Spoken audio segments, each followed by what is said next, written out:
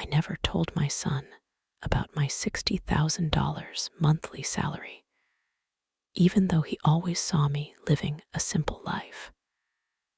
One day, he invited me to dinner with his wife's parents, who were visiting from abroad. I decided to see how they would treat a poor person by pretending to be a broke and naive mother. But the moment I stepped through the door of that restaurant, everything changed. What happened that night devastated my daughter-in-law and her family in a way they never imagined. And trust me, they deserved it. Let me explain how I got there. Let me tell you who I really am. Because my son Henry, at 35 years old, never knew the truth about his mother. To him, I was always just the woman who left early for the office, who came back tired in the evenings, who cooked with whatever was in the fridge, just another employee, maybe a secretary, someone ordinary, nothing special. And I never corrected him. I never told him that I earned $40,000 every month, that I had been a senior executive at a multinational corporation for almost 20 years, signing million-dollar contracts and making decisions that affected thousands of people. Why tell him money was never something I needed to hang on the wall like a trophy? I grew up in an era where dignity was carried within, where silence was worth more than hollow words. So I guarded my truth. I lived in the same modest apartment for years. I used the same leather handbag until it was worn out. I bought clothes at discount chains, cooked at home, saved everything, invested everything, and became rich in silence, because true power doesn't shout. True power observes. And I was observing closely when Henry called me that Tuesday afternoon. His voice sounded different, nervous like when he was a kid and had done something wrong. "Mom, I need to ask you a favor. Simone's parents are visiting from overseas. It's their first time here. They want to meet you. We're having dinner on Saturday at a restaurant. Please come." Something in his tone made me uncomfortable. It wasn't the voice of a son inviting his mother. It was the voice of someone asking not to be embarrassed, to fit in, to make a good impression. "Do they know anything about me?" I asked calmly. There was a silence. Then Henry stammered. "I told them you work in an office, that you live alone, that you're simple, that you don't have much." There it was, the word simple, as if my entire life could be contained in that miserable adjective, as if I were a problem he needed to apologize for. I took a deep, deep breath. "Okay, Henry, I'll be there." I hung up and looked around my living room. Old but comfortable furniture, walls without expensive artwork, a small TV, nothing that would impress anyone. And at that moment, I decided if my son thought I was a poor woman, if his wife's parents were coming ready to judge, then I would give them exactly what they expected too. See, I would pretend to be broke, naive, and desperate. A mother barely surviving. I wanted to feel firsthand how they treated someone who had nothing.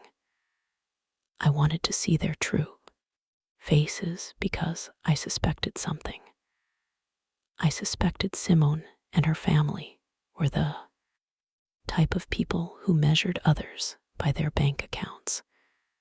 And my instinct never fails. Saturday arrived. I dressed in the worst outfit I owned. A light gray, shapeless, wrinkled dress, the kind they sell at a thrift store. Old, worn-out shoes, no jewelry, not even a watch. I grabbed a faded canvas tote bag, pulled my hair back into a messy ponytail, and looked in the mirror. I looked like a woman broken by life. Forgettable, perfect. I got into a taxi and gave the address. A high-end restaurant in the most exclusive part of the city. The kind where the menu doesn't list prices, where each table setting costs more than the average person's monthly salary. As we drove, I felt something strange, a mix of anticipation and sadness. Anticipation because I knew something big was coming. Sadness because a part of me still hoped I was wrong. I hoped they would treat me well, that they would be kind, that they would look past the old clothes. But the other part, the one that had worked 40 years among corporate sharks, that part knew exactly what was waiting for me. The taxi stopped in front of the restaurant. Warm lights, a doorman in white gloves, elegant people entering. I paid, stepped out, took a deep breath, crossed the threshold, and there they were. Henry was standing next to a long table near the windows. He wore a dark suit, a white shirt, and shiny shoes. He looked anxious. Beside him was Simone, my daughter-in-law. She wore a tailored cream dress with gold accents, high heels, her perfectly straight hair falling over her shoulders. She looked impeccable as always, but she wasn't looking at me. She was looking towards the entrance with a tense, almost embarrassed expression. And then I saw them, Simone's parents, already seated at the table, waiting like royalty on their thrones. The mother, Lily, wore a fitted emerald green dress full of sequins, jewels on her neck, wrists, and fingers. Her dark hair was pulled back in an elegant bun. She had that cold, calculated type of beauty that intimidates. Beside her was Franklin, her husband, an immaculate gray suit, a giant watch on his wrist, a serious expression. Both looked like they had stepped out of a luxury magazine. I walked toward them slowly with short steps, as if I were afraid. Henry saw me first, and his face changed. His eyes widened. He looked me up and down. I noticed him swallow. "Mom, you said you'd come." His voice sounded uncomfortable. "Of course, son, here I am." I smiled timidly, the smile of a woman, unaccustomed to such places. Simone greeted me with a quick kiss on the cheek. Cold, mechanical. "Mother-in-law, it's nice to see you." Her eyes said the opposite. She introduced me to her parents in a strange, almost apologetic tone. "Dad, Mom, this is Henry, Mother." Eliana looked up, studied me, and in that instant I saw everything. The judgment, the disdain, the disappointment. Her eyes scanned my wrinkled dress, my old shoes, my canvas. Tote. She didn't say anything at first, just extended a hand. Cold, quick, and weak a pleasure. Franklin did the same. A weak handshake, a false smile. Charmed.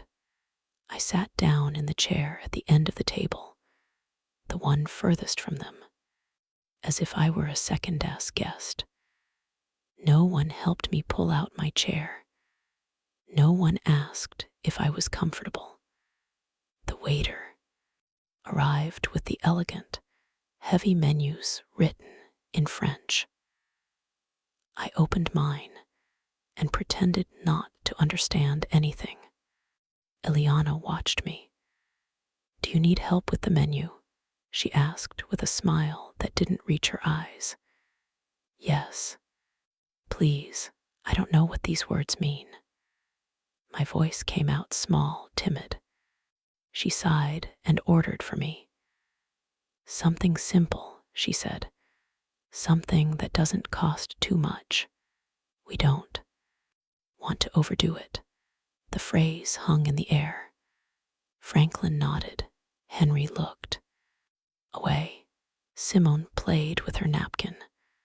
No one said anything, and I just watched. Ileana started talking first about general things, the journey from abroad, how tiring the flight was, how different everything was here. Then she subtly began to talk about money. She mentioned the hotel where they were staying, $1,000 a night. She mentioned the luxury car they had rented, obviously.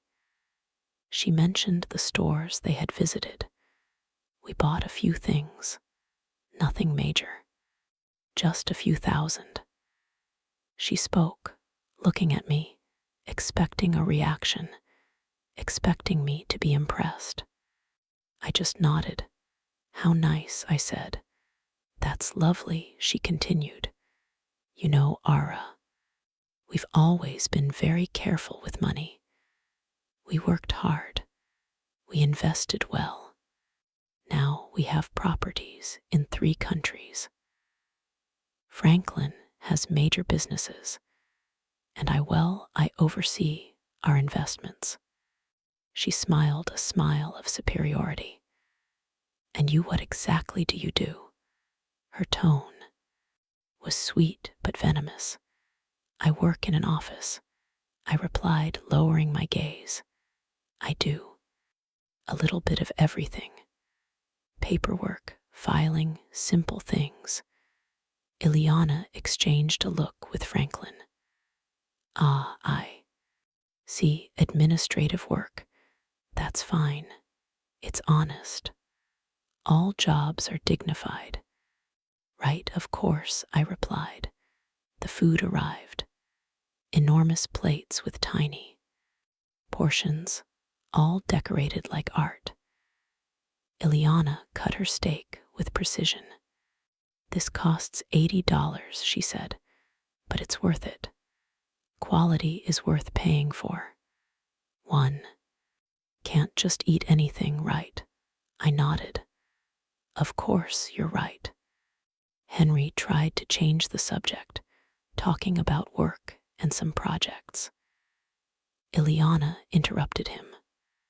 "Son, does your mother live alone?" Henry nodded. "Yes, she has a small apartment." Ileana looked at me with feigned pity. "It must be difficult, isn't it, living alone at your age without much support?" "And does your salary cover everything?" I felt the trap closing. I barely replied, but I manage. I save where I can. I don't need much. Ileana sighed dramatically. "Oh, Alara, you are so brave. Truly, I admire women who struggle alone. Although, of course, one always wishes to give our children more, to give them a better life." Oh well, everyone gives what they can. There was the subtle but deadly blow. She was telling me I hadn't been enough for my son, that I hadn't given him what he deserved, that I was a poor, insufficient mother. Simone was looking at her plate. Henry was clenching his fists under the table, and I just smiled. Yes, you're right. Everyone gives what they can. Ileana continued.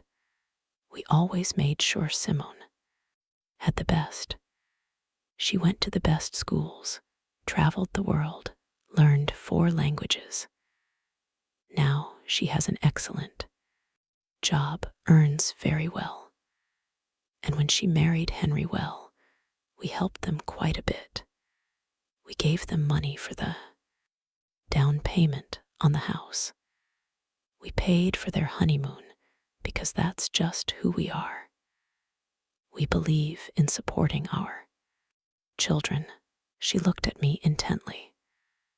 And you, were you able to help Henry with anything when they got married? The question floated like a sharp knife. Not much, I replied. I gave them what I could, a small gift. Ileana smiled. How sweet. Every detail counts, right? The amount doesn't matter. The intention is what's important. And right then, I felt the rage begin to stir within me. The rage wasn't explosive. It was cold, controlled, like a river under ice. I breathed slowly, kept the timid smile, and let Ileana keep talking because that's what people like her do. They talk. They inflate themselves. They show off. And the more they talk, the more they reveal themselves, the more they expose the emptiness inside. Ileana took a sip of her glass of red, expensive wine, swirling it in her hand as if she were an expert. This wine is from an exclusive region in France. It costs $200 a bottle, but when you know quality, you don't skimp. Do you drink wine, Ara? Only on special occasions, I replied, and usually the cheapest one. I don't understand much about these things. Ileana smiled condescendingly. Oh, don't worry. Not everyone has a trained palate. That comes with experience, with travel, with education. Franklin and I have visited vineyards in Europe, South America, and California. We are quite knowledgeable. Franklin nodded. It's a hobby, something we enjoy. Simone is learning too.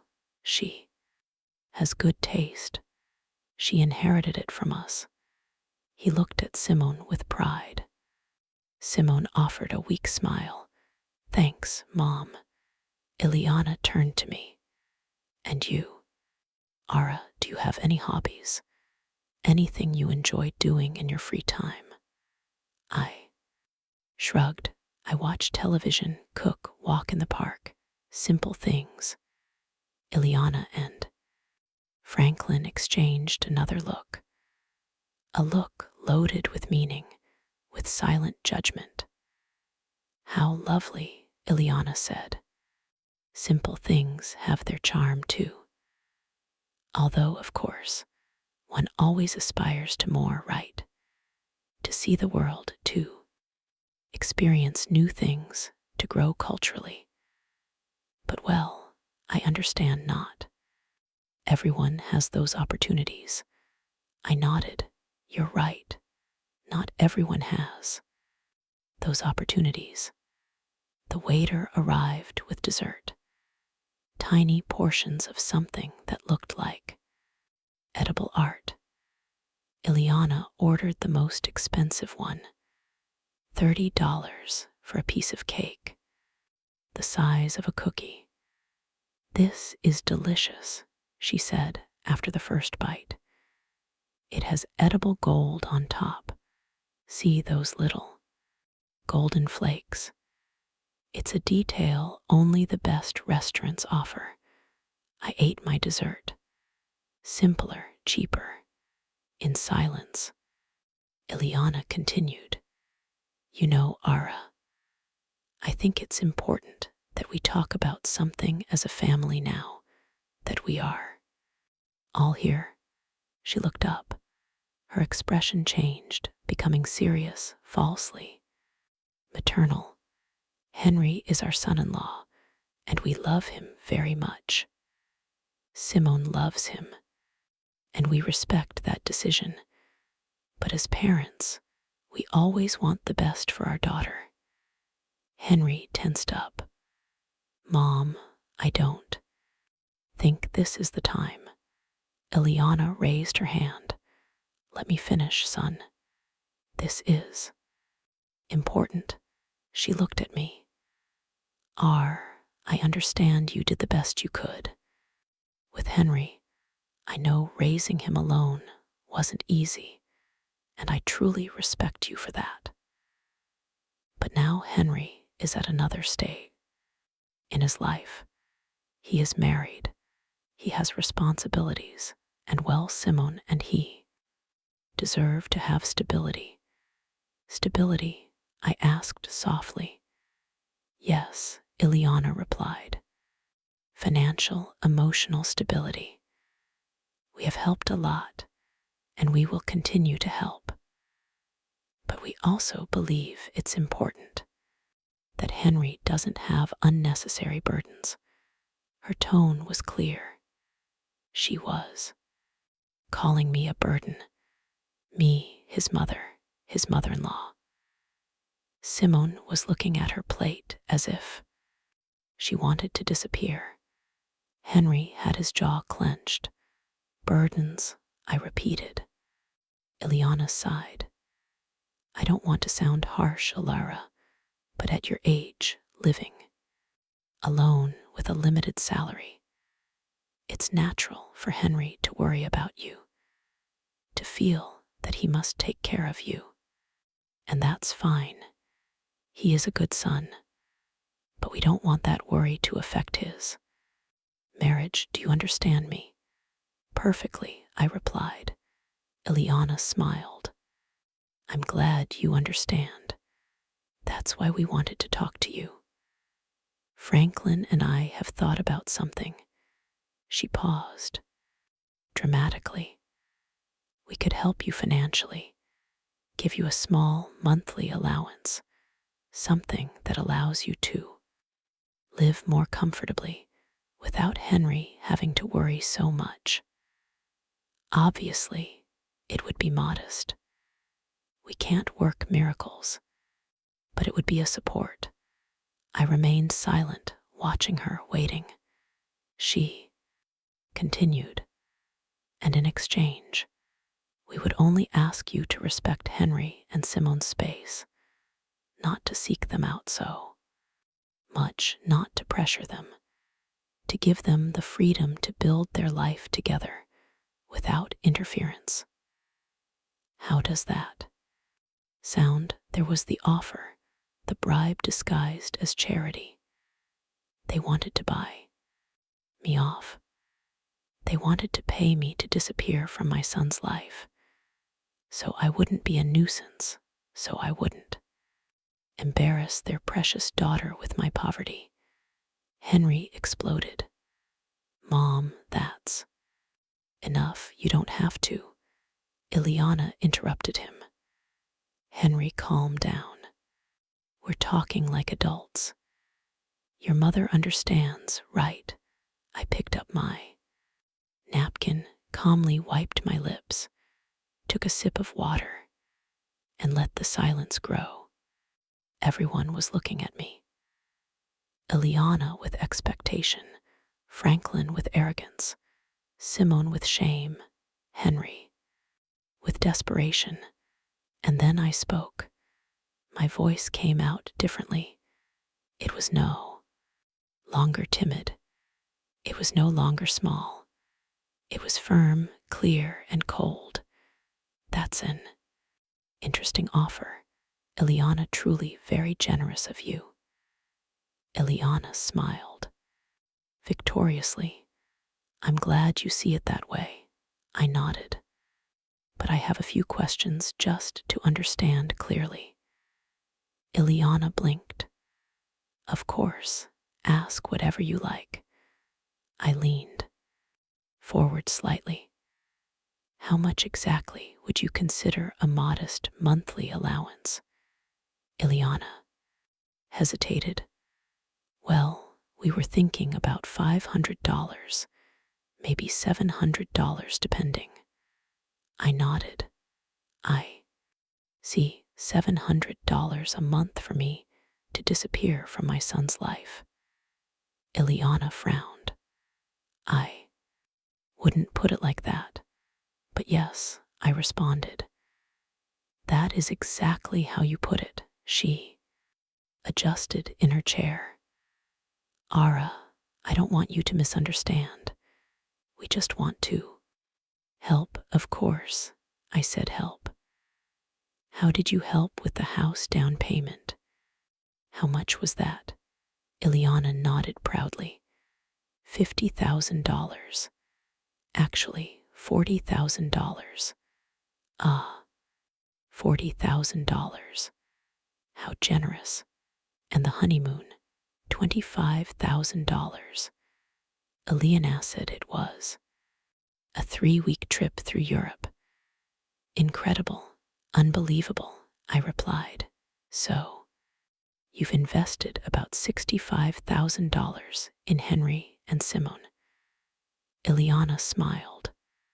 Well, when you love your children, you don't hold back. I nodded slowly. You're right. When you love your children, you don't hold back. But tell me something, Ileana, all that investment, all that money, did it buy you anything? Ileana blinked, confused. Like, did it buy you respect? I continued. Did it buy you real love, or did it just buy obedience? The atmosphere changed. Ileana stopped smiling. Excuse me. My tone became sharper. You've spent the entire night talking about money, about how much things cost, how much you spent, how much you have. But you haven't asked even once how I am, if I'm happy, if something hurts me, if I need company. You have only calculated my worth, and apparently I'm worth $700 a month. Ileana palled. I didn't. Yes, I interrupted her. Yes, you did, since I arrived. You've been measuring my value with your wallet. And do you know what I discovered? Ileana, I discovered that the people who only talk about money are the ones who least understand their true value. Franklin intervened. I think you are misinterpreting my wife's intentions. I looked at him directly. And what are her intentions? To treat me with pity, to humiliate me throughout dinner, to offer me alms so I'd vanish. Franklin opened his mouth, but said nothing. Henry was pale. Mom, please, I looked at him. No, Henry, please don't. I'm done being quiet. I placed the napkin on the table. I leaned back in my chair. There was no more timidity in my posture, no more shrinking. I looked Ileana directly in the eyes. She held my gaze for a second, then quickly looked away, uncomfortable. Something had changed, and she felt it. Everyone felt it. Ileana, you said something very interesting a moment ago. You said you admire women who struggle alone, You are brave. Ileana nodded slowly. Yes, I did. Then let me ask you something. Have you ever struggled? Alone? Have you ever worked without your husband backing you? Have you ever built something with your own two hands without your family's money? Ileana stammered. I have my own achievements. Like what? I asked with genuine curiosity. Tell me. Ileana adjusted her hair. I manage our investments. I oversee properties. I make important decisions in our businesses. I nodded. Businesses your husband built, properties you bought together, investments made with the money he generated. Or am I wrong? Franklin intervened, annoyed. That's not fair. My wife works just as hard as I do. Of course, I replied calmly. I don't doubt she works, but there is a difference between managing money that already exists and creating it from scratch. Between overseeing an empire you inherited and building it brick by brick, don't you think? Ileana pressed, her lips together. I don't know where you are going with this, Ara. Let me explain, I replied. 40 years ago, I was 23 years old. I was a secretary in a small company. I earned minimum wage. I lived in a rented room. I ate the cheapest food I could find. And I was alone, completely alone. Henry stared at me. I had never told him this in such detail. I continued. One day I got pregnant. The father disappeared. My family turned their backs on me. I had to decide whether to keep going or give up. I chose to keep going. I worked until the last day of my pregnancy. I went back to work 2 weeks after Henry was born. A neighbor took care of him during the day. I worked 12 hours a day. I paused and drank some water. No one spoke. I didn't stay a secretary. I studied at night. I took courses. I learned English at the public library. I learned accounting, finance, administration. I became an expert in things no one taught me, all on my own, all while raising a child alone, all while paying rent, food, medicine, and clothes. Ileana was staring at her plate. Her arrogance was starting to crumble. And you know what happened? Ileana, I climbed up little by little, from secretary to assistant, from assistant to coordinator, from coordinator to manager, from manager to director. It took me 20 years of non-stop work of sacrifices you can't even imagine. But I did it. And do you know how much I earn now? I asked. Ileana shook her head. $40,000 a month. The silence was absolute, as if someone had hit a pause button on the universe. Henry dropped his fork. Simone's eyes went wide. Franklin frowned in disbelief, and Ileana froze, her mouth slightly open. $40,000. I repeated, every month for almost 20 years. That's almost $10 million in gross income over my career. Not counting investments, not counting bonuses, not counting company stock. Ileana blinked several times. No, I don't understand. You earn 40,000 a month. That's right, I replied calmly. I am the regional director of operations for a multinational corporation. I oversee 5 countries. I manage budgets of hundreds of millions of dollars. I make decisions that affect more than 10,000 employees. I sign contracts that you couldn't read without lawyers, and I do it every day. Henry was pale. Mom, why did you never tell me? I looked at him tenderly. Because you didn't need to know, son. Because I wanted you to grow up valuing effort, not money.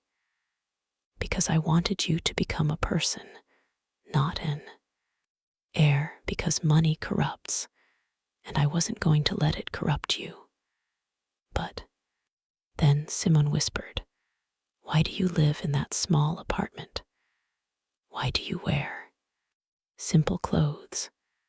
Why don't you drive a luxury car? I smiled. Because I don't need to impress anyone. Because true wealth isn't shown off. Because I learned that the more you have, the less you need to prove it. I looked at Eliana. That's why I came dressed like this tonight. That's why I pretended to be poor. That's why I acted like a broke and naive woman. I wanted to see how you would treat me if you thought I had nothing. I wanted to see your true colors, and boy, did I see them. Eliana, I saw them perfectly. Eliana was red with shame, rage, and humiliation. This is ridiculous. If you earned so much money, we would know. Henry would know. Why would he believe you are poor? Because I let him, I replied. Because I never talked about my job. Because I live simply. Because the money I earn, I invest, I save, I multiply. I don't spend it on flashy jewelry or showing off in expensive restaurants. Franklin cleared his throat. Even so, this doesn't change the fact that you were rude, that you misinterpreted our intentions. Really, I looked at him fixedly. I misinterpreted. When you said I was a burden to Henry, I misinterpreted. When you offered to pay me $700 to disappear from his life, I misinterpreted every condescending comment about my clothes, my job, my life. Franklin didn't answer. Neither did Eliana. I stood up. Everyone looked at me. Let me tell you something that clearly no one has ever told you. Money does not buy class. It does not buy real education. It does not buy empathy. You have money, perhaps a lot, but you don't have an ounce of what truly matters. Eliana stood up furious. And you do, you who lied, who deceived us, who made us look like fools. I didn't make you look like fools, I replied coldly. You took care of that all on your own. I just gave you the opportunity to show who you are, and you did it magnificently. Simone had tears in her eyes. Mother-in-law, I didn't know. I know. I interrupted her. You didn't know.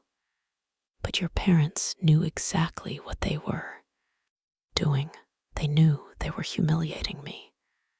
And they enjoyed it until they discovered that the poor woman they scorned has more money than they do. And now they don't know what to do with that information. Eliana trembled. You have no right. I have every right, I replied. Because I am your son-in-law's mother. because I deserve respect. Not because of my money, not because of my job, but because I am a human being. Something you forgot throughout this entire dinner. Henry stood up. Mom, please. Let's go. I looked at him. Not yet, son. I'm not finished yet. I looked at Ileana one last time. You offered to help me with $700 a month. Let me make you a counter offer. I will give you $1 million right now if you can prove to me that you ever treated someone kindly who didn't have money. Ileana opened her mouth, closed it, and said nothing. Exactly, I replied. You can't because to you, people are only worth what they have in the bank. And that is the difference between you and me. I built wealth, you just spend it. I earned respect, you buy it. I have dignity, you have bank accounts. I picked up my old canvas tote. I pulled out a black platinum credit card. I dropped it on the table in front of Ileana. This is my corporate card. Unlimited limit. Pay for the entire dinner with a generous tip. Consider it a gift from a broke and naive mother. Ileana looked at the card as if it were a poisonous snake. Black, shiny, with my name engraved in silver letters. Aller Sterling, Regional Director. Her hand trembled slightly when she picked it up. She turned it over, observed it, then looked at me. Her eyes no longer held that superior shine. Now there was something different, something I never thought I'd see in her. Fear. I don't need your money, she said, her voice broken. I know, I replied, but I didn't need your pity either. And yet you offered it to me throughout the entire dinner. So take it as a gesture of courtesy or good manners, something you clearly didn't learn despite all your travels through Europe. Franklin gently hit the table. Enough. This is out of control. You are disrespecting us. Respect, I repeated. How interesting that you use that word. Now, where was your respect when your wife asked if my salary was enough to live on?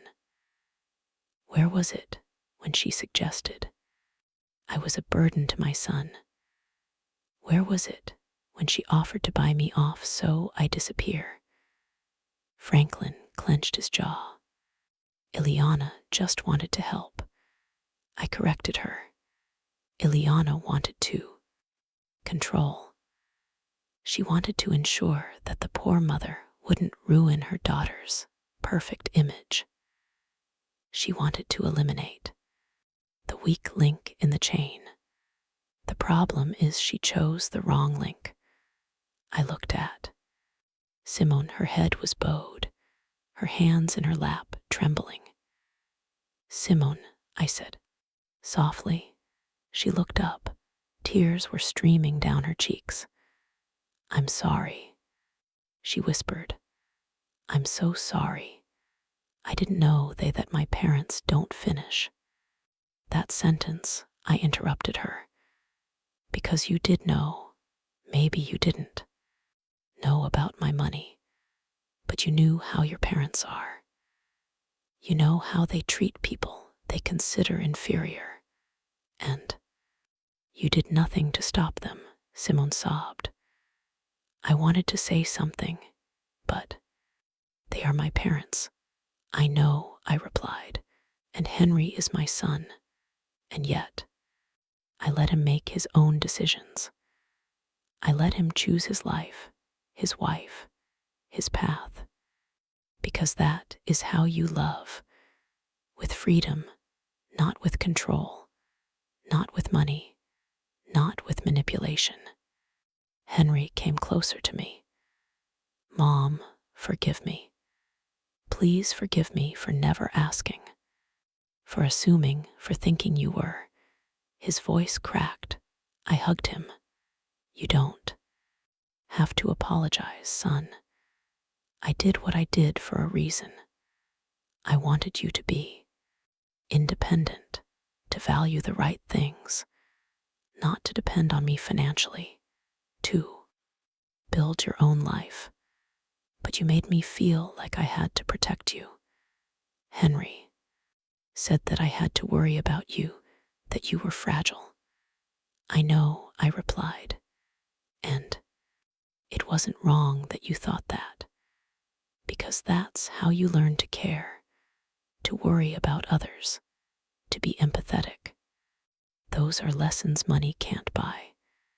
Henry hugged me tightly. I'm sorry. I'm so sorry. Ileana was still standing, rigid, watching the scene with a mixture of confusion and contained rage. This doesn't change anything, she finally said. You lied. You deceived us. You came here with hidden intentions. You acted in bad faith. That's true, I nodded. I acted. I pretended to be something I'm not. Exactly what you do every day. What is that supposed to mean? Franklin asked. It means that you hide behind your money, behind your jewels, behind your trips, behind everything you can buy. But inside you are empty. You don't have deep conversations. You don't have real interests. You have nothing to offer beyond a bank account. Ileana gave a dry, bitter laugh.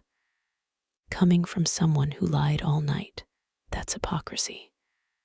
Perhaps, I replied, but my lie exposed the truth, your truth, and now you can't hide. Now you know that I saw you, that I felt every comment, that I stored every insult disguised as advice, and that I will never forget it. The waiter timidly approached. Excuse me, would you like anything else? Franklin shook his head abruptly. Just the check. The waiter nodded and disappeared. Ileana sat back down, defeated. Her posture was no longer elegant. It was the posture of someone who had just lost something important.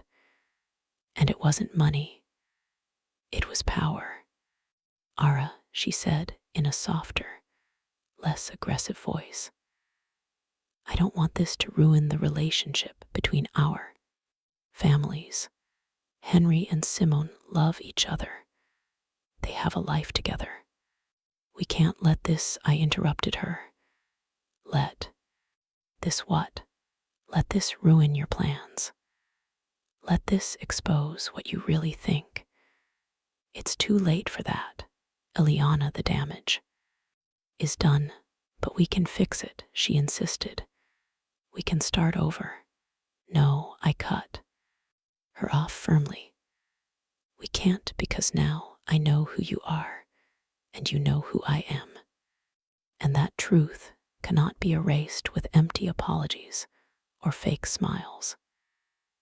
You treated me like trash, and you did it with pleasure because you thought you could. Franklin cleared his throat. You were the one who came here lying. You provoked this situation. You're right, I nodded. I provoked this because I needed to know.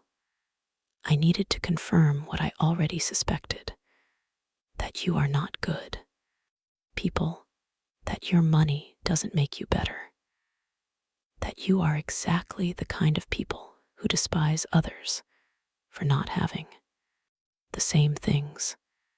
Ileana wiped away a tear. We are not bad people, Maybe not, I replied, but you are definitely not good, and there is a huge difference between those two things. The waiter returned with the check and left it in the center of the table. No one touched it.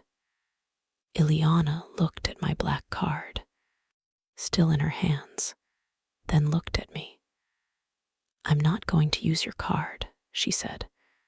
We will pay our own bill as we always do. Perfect, I replied. Then keep that card as a souvenir, as a reminder that not everything is as it seems, that the woman you scorned all night has more than you will ever have. And I'm not just talking about money. Ileana put the card down on the table. I don't want it. I don't want your moral lecture either. I pushed it back toward her. Keep it anyway, because something tells me you'll need it. Someday you'll run into someone like me. Someone who pretends to be less than they are. And you'll make the same mistake again. Because people like you never learn. Franklin took out his wallet, pulled out several credit cards, all golden, all shiny. He chose one and put it on the check. The waiter took it and left. No one spoke during those waiting minutes. The silence was thick, uncomfortable, and heavy. Simone cried quietly. Henry held my hand. Ileana stared at the wall. Franklin checked his phone to avoid eye contact. The waiter returned. Sir, your card was declined. Franklin looked up abruptly. How was it declined? The waiter repeated. Declined. Do you have another form of payment? Franklin turned red. That's impossible. That card has an extremely high limit. It must be a system error. The waiter shrugged. I can try again if you like. Franklin handed him another card. The waiter left. Ileana nervously looked at her husband. What happened? I don't know. Franklin replied, irritated. It must be a bank error. Maybe they froze the account for security. It happens. Sometimes when you travel. I nodded with feigned understanding. Of course, those things happen. How inconvenient. The waiter returned again. I'm sorry, sir. This one was also declined. Franklin stood up. This is ridiculous. I'm calling the bank right now. He stormed out of the restaurant. Ileana remained seated, ashamed, humiliated. This has never happened to us, she murmured. Never. What terrible timing, I commented, without emotion. Henry looked at the check. Mom, I can know, I interrupted. You are not paying for anything. I took out my wallet, a simple old leather wallet. I pulled out another card. This one was not black. It was transparent, made of heavy metal. A card that less than 1% of people in the world possess. I put it on the table in front of Ileana. She looked at it. Her eyes widened. She recognized what it was. That's a Centurion card. That's right, I replied. American Express exclusive invitation. Minimum annual spending requirement of $250,000. $5,000 annual fee just for having it. And benefits you can never imagine. Ileana said nothing. The waiter took the card carefully as if it were something sacred. He returned in less than 2 minutes. Thank you, Miss Sterling. Everything is settled. Would you like the receipt? It's not necessary, I replied. The waiter nodded and left. Ileana continued looking at the space where the card had been.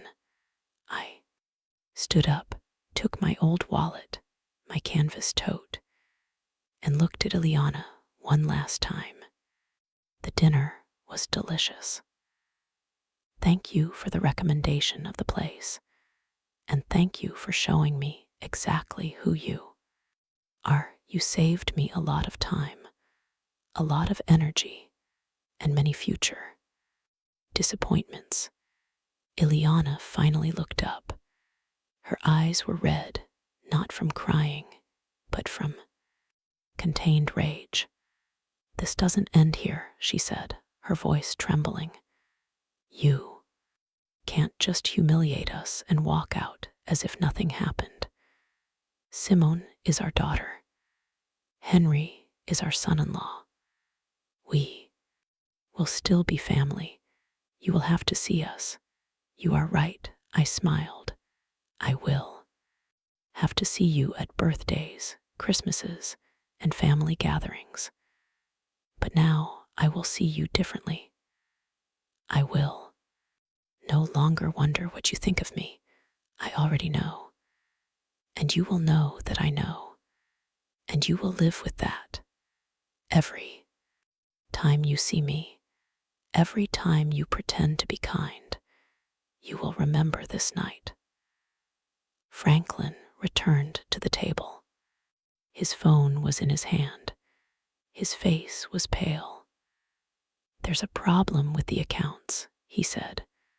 A temporary block. For security, it will be resolved tomorrow. He looked at the table. Did they pay already? Yes, Ileana replied without looking at him. She paid. Franklin looked at me. His pride was shattered. Thank you, he murmured. It was barely audible.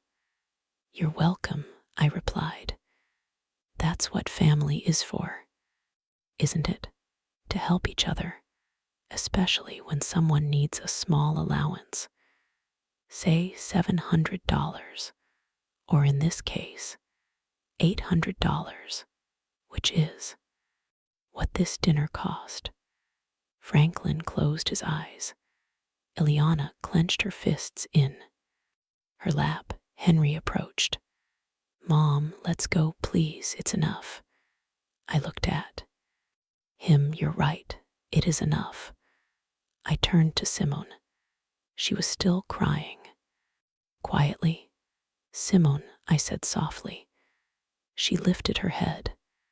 You are not to blame for how your parents are. No one chooses their family, but you do choose how you act, how you treat others, how you will raise your own children someday. Simone nodded through her tears. I'm sorry, she whispered again. Don't apologize again, I told her. Just learn. Learn that money does not define people, that humility is not weakness, that respecting others costs nothing, and that if you ever have children, teach them to see the heart of people, not their bank account. Simone sobbed. Harder. Henry hugged her. Ileana looked away. Franklin checked his phone, again avoiding all eye contact. I headed for the exit. I took a few steps, then stopped and turned around one last time. Ah, Ileana, one more thing. She looked at me. Do you remember when you said you speak 4 languages? Ileana frowned. What does that have to do with anything? Just curious, I replied. In which of those 4 languages did you learn to be kind?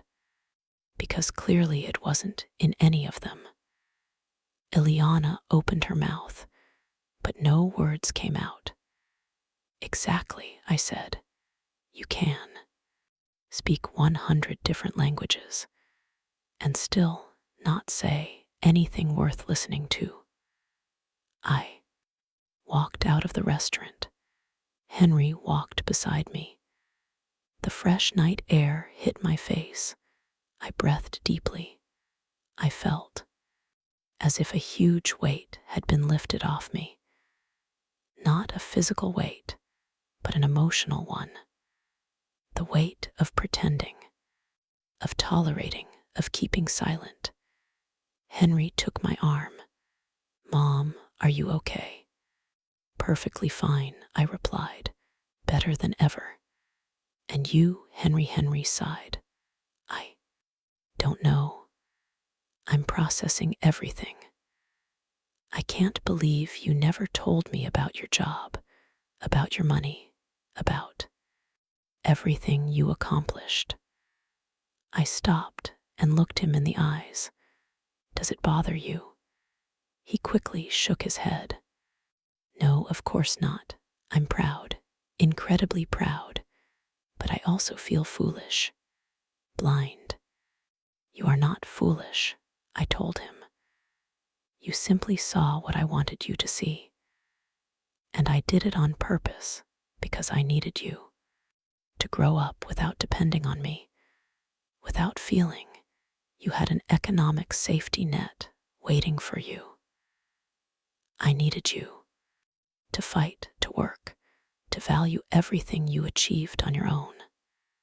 Henry nodded. I understand. But now I also understand why you never complained, why you never asked for help, why you always seemed so calm because you needed nothing.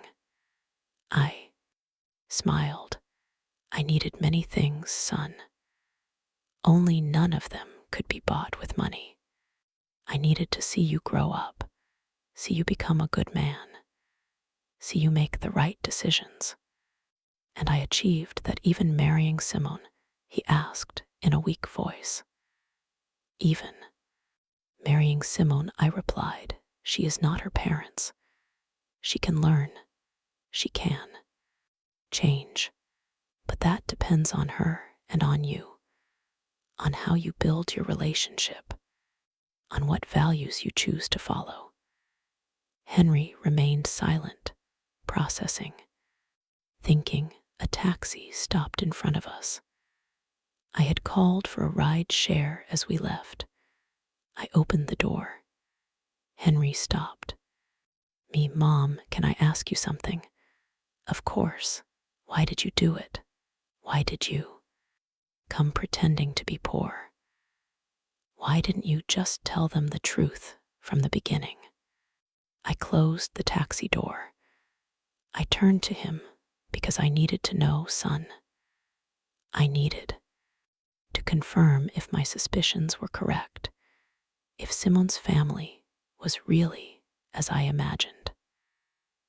And unfortunately, I was right. Henry lowered his gaze. I'm sorry. You don't have to apologize for them, I told him.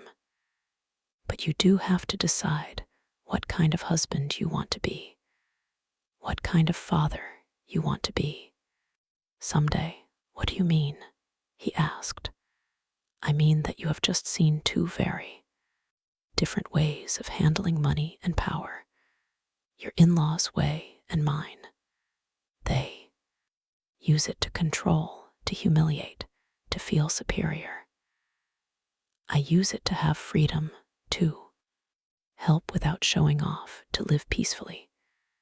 You decide which path to follow. Henry slowly nodded. I understand. I opened the taxi door again and got in. I rolled down the window. Henry came closer. Mom, one last question. Tell me, are you ever going to forgive Ileana and Franklin? I thought about it for a moment. Forgiving doesn't mean forgetting, I replied. nor does it mean allowing it to happen again. I might forgive them someday when I see a real change, when they start seeing people as people, not as numbers. But until then, I will simply be polite, distant, and extremely cautious. And me, Henry asked, do you forgive me for not asking, for assuming, for allowing this dinner to happen? I looked at him tenderly. Son, there is nothing to forgive. You did what you thought was right. You wanted your family to meet. That is beautiful. What happened afterward was not your fault. It was theirs, and a little bit mine too, because I decided to play their game. Henry smiled weakly. You won, I nodded, but I don't feel victorious. I feel tired and sad because I confirmed something I didn't want to confirm. That some people will never change. That some families are broken even if they have money.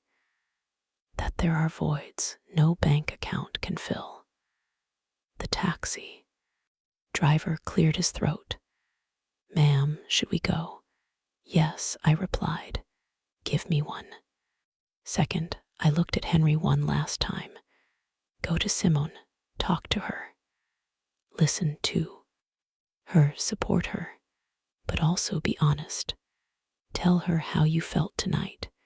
Tell her what you expect from her family and from her. Because if you don't establish boundaries now, this will happen again and again. I will, Henry promised. I love you, Mom, and I mean it more now than ever because now I know who you really are, and you are incredible. I smiled. I love you too, son. I always have. I always will. No matter how much money I have or don't have, because love has no price. And that is a lesson Eliana and Franklin will never learn. Henry stepped away from the taxi. I gave a signal to the driver. Can we go? The taxi started. I looked out the window. I saw Henry walking back toward the restaurant, his shoulders slumped. Thoughtful. He was probably going back to find Simone, to face his in-laws, to have difficult conversations. And I felt proud because that meant he was maturing. He was learning. He was choosing to be better than the example he had just witnessed. The taxi sped through the city's illuminated streets. I closed my eyes and thought about everything that had happened, every word, every look, every moment of tension. And I wondered if I had done the right thing, if I had been too harsh, too cruel, too vengeful.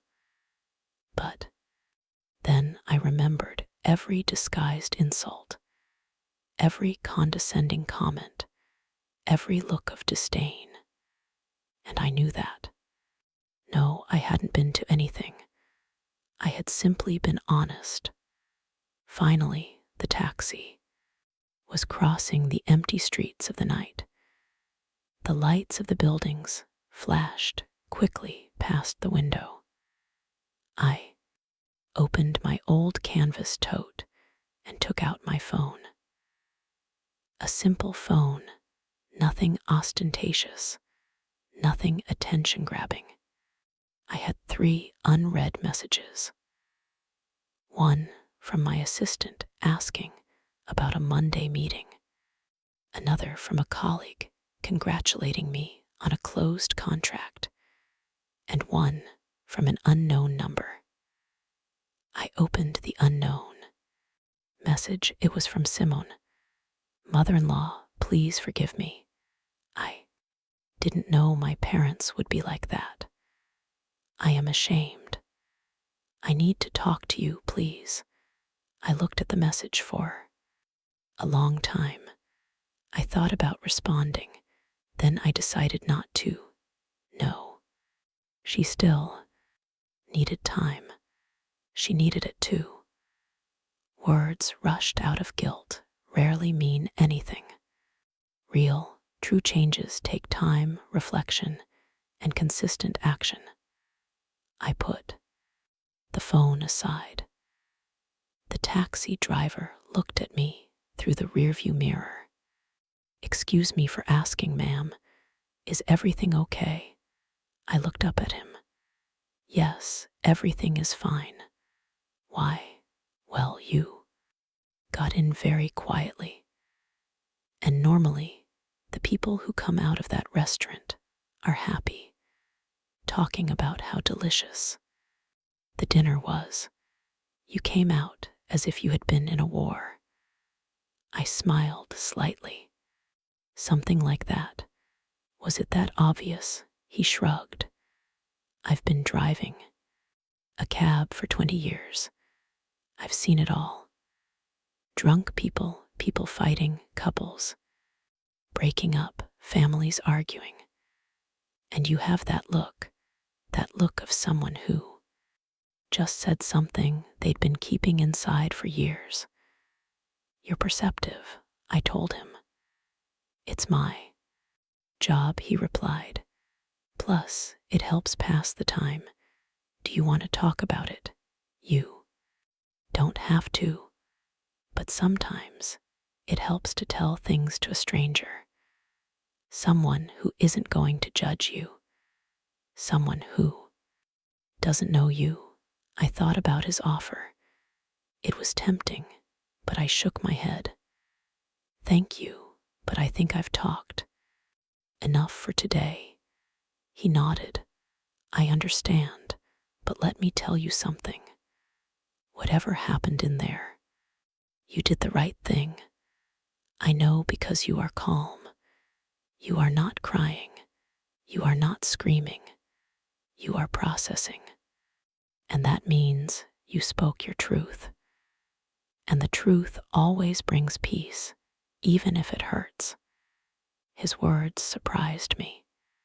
He was an older man, maybe 60 years old, with gray hair and working hands. A simple man like the one I pretended to be. "Do you believe in the truth?" I asked him. "I believe in honesty," he replied.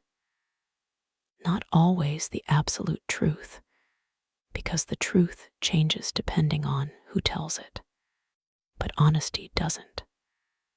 Honesty is saying things the way you feel them, without masks, without lies, even if it hurts, even if it makes things awkward, even if it costs you something."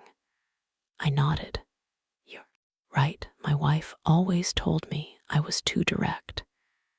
He continued, "That I said things without a filter, that I hurt people without meaning to. And maybe she was right.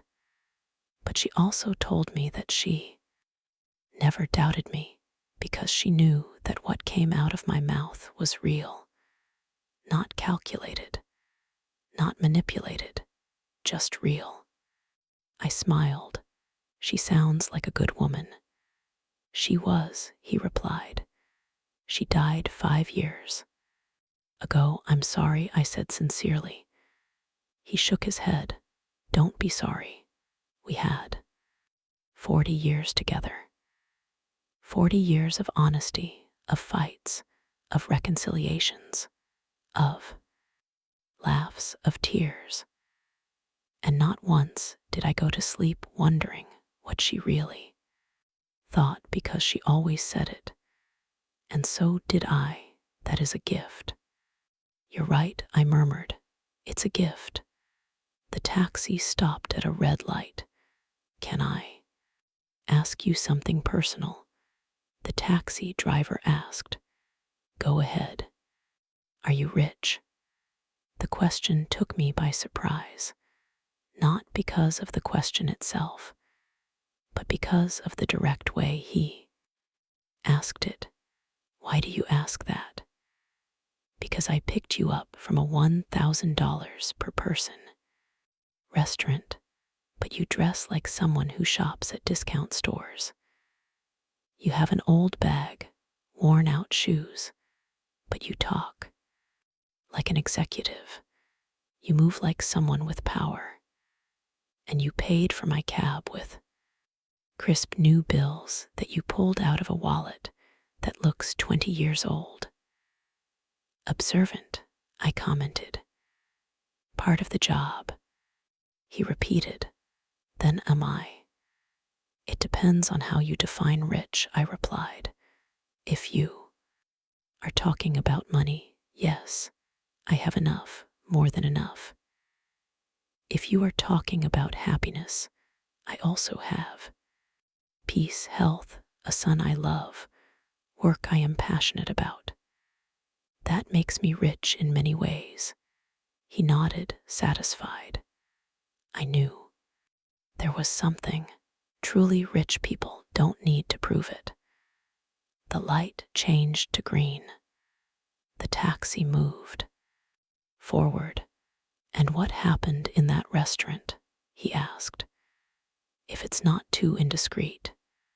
I pretended to be poor, I replied, to see how they would treat me. He let out a loud laugh.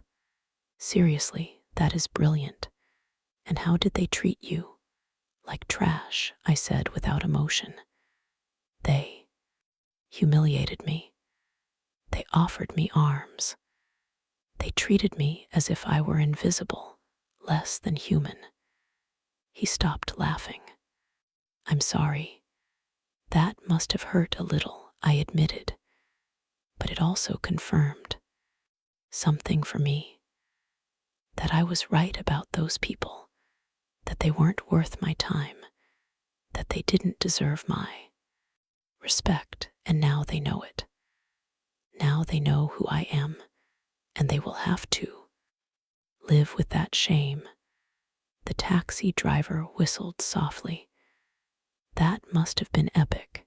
It was. I smiled. It definitely was. We arrived at my building. An older middle-class building. Nothing luxurious, nothing impressive, but comfortable, safe home. The taxi driver parked and looked at the building. You live here? I live here, I confirmed.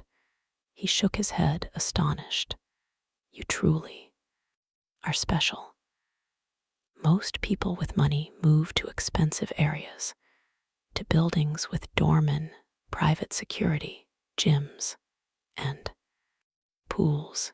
You live like a normal person. I am a normal person, I replied. I just have more money than most. But that doesn't make me different. It doesn't make me better. Money is just a tool, not an identity. He smiled. I wish more people thought that way. The world would be better. I took out my wallet. How much is it? $30, he replied. I gave him a $100 bill. Keep the change, ma'am. This is too much. It's not, I said. You listen to me. You gave me perspective. You reminded me that there are still good people. That is worth more than $70. He took the bill carefully. Thank you, truly, thank you. Thank you, I replied. And take care of that honesty. It's rare. It's valuable. Don't lose it. I won't, he promised. I got out of the taxi, closed the door.